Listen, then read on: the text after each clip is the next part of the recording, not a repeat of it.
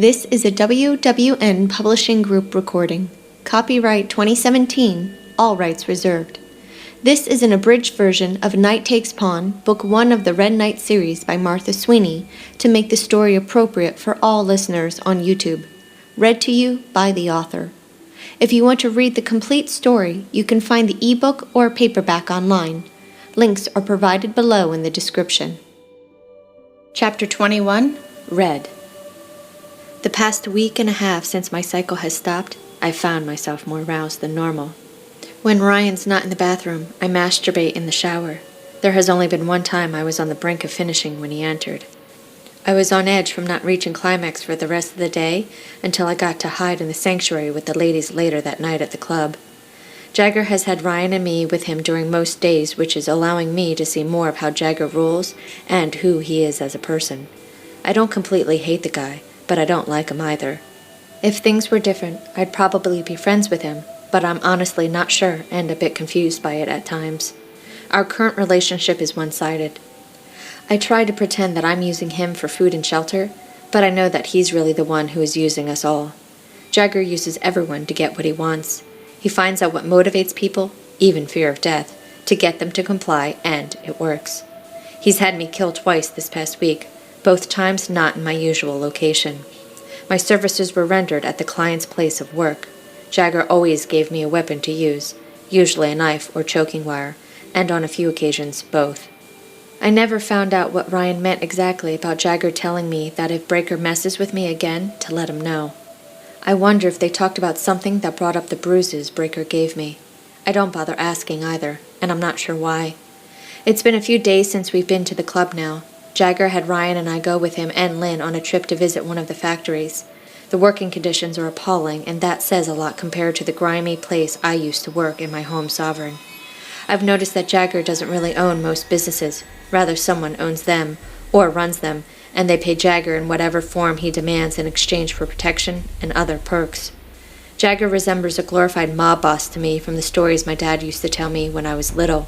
I know it sounds crazy, but I liked hearing those kinds of stories and asked him to share them regularly. I overhear most of the conversation, and I'm surprised that Jagger asks about supply chains with the other sovereigns. I assume that Jagger's looking for some kind of hidden agenda. I wonder if he's nervous about the exterior sovereigns coming in and messing with his playground. I'm going to have to pay extra attention now to everything that is said to see if I can find out who's trying to bring Jagger down, so I can get the DAC out of this hellhole. Red, Ryan calls from the bedroom. You ready? I ignore him as I try to finish up my makeup. Red, he repeats, this time with his voice getting louder. Are you? I stop mid-swipe of my lower lip with the lipstick to face him when he appears in the doorway. When he doesn't say anything right away, I lift a brow and question. Is that what you're wearing tonight? He asks. I look down at myself and suddenly feel self-conscious about it. I'll change, I say when Ryan just keeps staring. Don't, he finally says as I try to make my way by him. His hand lands firmly on my upper arm, but not forcefully. What? I ask, confused. Don't change, he directs. Why? I press. You don't like it, so I do, he confirms. I look at him in disbelief. I just didn't expect you to look. Look what? I ask when he doesn't finish his sentence. Nothing, he huffs. If it's not appropriate, then it's appropriate, he interrupts. You sure? I check, not believing him. Yes, he verifies. I make my way back into the bathroom to finish my makeup. Once I'm done, Ryan escorts me down to the car. Ronan and his girl, Lolly, are already in the vehicle waiting for us. The usual routine at the club unfolds the moment we arrive. Drinks are served the second we get inside the private room, and everyone filters in slowly. Something about tonight feels different, and I'm not sure what exactly that is. I'm going to have to keep my eyes open and ears alert. As usual, Ryan and some of the guys make their rounds to handle some clients. While Ryan's still absent, Jagger leads me to a different hallway to service a client. It doesn't take long to do my job, and Jagger is pleased the second I find him in the hallway. I know the guy gets off on me killing. Wonderful job, Jagger praises. I smile and nod. Jagger's hand rests on my arm just above my elbow. He always makes a point to touch me in one manner or another. It doesn't bother me, and it doesn't seem to bother Lynn at all either. The way in which Jagger touches me each time is more like a fatherly type of touch than a sexual one, which I would actually expect. I loved how you toyed with this one tonight, Jagger adds. I really enjoy how you improvise and keep it changing each time you work. He studies me for a moment. He strokes my arm a few times. You ready to head back? I hold up my hands, indicating that I'd like to wash them. Silly me, Jagger chuckles. There's one right over there. Jagger points to a door just beyond my left shoulder. I'm sure I can trust you to find your way back up to the room, yes? My smile widens, and I nod. Good, Jagger states. I'll have a drink ready for you then. He leaves without a second thought, bounding up the stairs like a teenager. I wonder if he's getting ready to either masturbate or be serviced by Lynn. I swear he gets off on the killings. How and if he gets serviced, I'm not quite sure about, and honestly, I don't want to know. Jagger's never been serviced by Lynn or any of the women in front of us. There's kissing and some heavy petting, but that's it. Since there's no blood on my hands, it's a quick and easy rinse. These are the jobs I most prefer. I'm in and out. Right as my foot hits the first step to the stairs, I hear a door open from my right. For some reason, I'm compelled to turn my head. I look down the long corridor to see a man exit. I squint and realize that it's Ryan.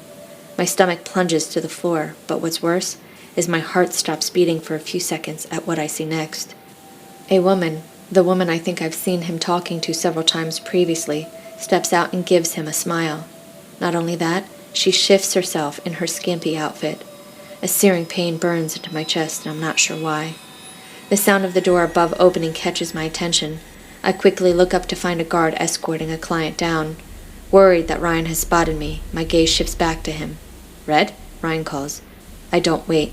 My feet usher me hastily up the steps as soon as the door closes. I step to the side and press my back to the wall. I can't breathe.